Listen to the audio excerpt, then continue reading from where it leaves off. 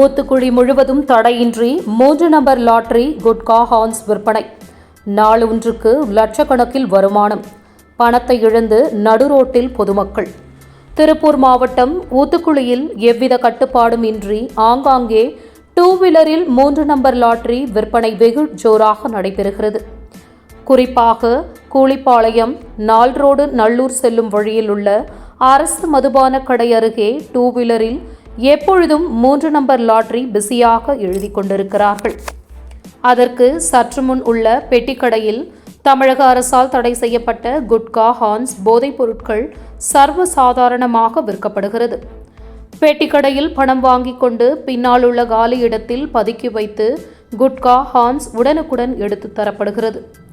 அருகே உள்ள முதலிப்பாளையம் சிட்கோ தொழிற்சாலைகள் நிறைந்த பகுதி என்பதால் இப்பகுதியில் பணியாற்றும் தொழிலாளிகள் மற்றும் வடமாநில தொழிலாளர்கள் சம்பள பணத்தை வாங்கியவுடன் 3 நம்பர் லாட்டரி கும்பலிடமும் குட்கா ஹான்ஸ் போதைப் பொருட்கள் விற்பனை செய்யும் கும்பலிடமும் மொத்த பணத்தையும் இழந்து பரிதவிக்கும் காட்சி பரிதாபமாக உள்ளது.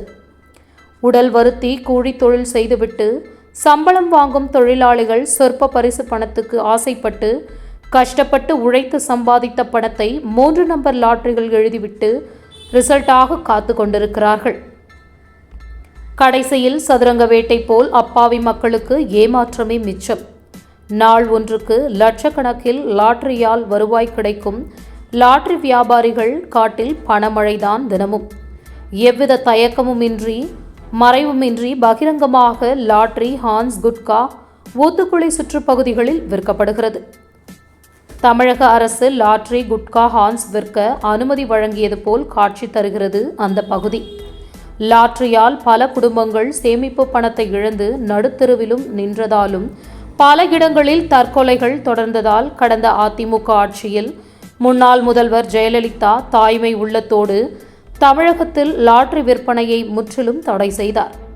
ஆனால் இன்றைய நிலை பகிரங்கமாக 3 நம்பர் லாட்டரி எழுதுவது சட்டவிரோதமான செயல்கள் அனைத்தும் சட்டப்படியாகிவிட்டதா என சமூக ஆர்வலர்கள் கேள்வி எழுப்புகிறார்கள். பாடுபட்டு உழைத்த பணத்தை 3 நம்பர் லாட்டரியால் மொத்தமாக இழந்து நடுத்தெருவில் நிற்கும் தொழிலாளர்களுக்கும் தமிழக அரசால் தடை செய்யப்பட்ட ஹான்ஸ் குட்கா விற்பனையால் போதைக்கு அடிமையாகி நோய் பிடியில் சிக்கும் இளைய தலைமுறையினருக்கு தமிழக முதல்வர் ஸ்டாலின் அப்பா ஸ்தானத்தில் என்ன செய்ய போகிறார்? தந்தையாக இருந்து அப்பாவி பொதுமக்களை காப்பாற்றுவாரா? நடவடிக்கை எடுக்க தயக்கம் காட்டி வரும் அதிகாரிகள் மீது நடவடிக்கை எடுப்பாரா என ஊத்துக்குழி சுற்றுப்பகுதி பொதுமக்கள் ஆவலுடன் எதிர்பார்த்து கொண்டிருக்கிறார்கள்.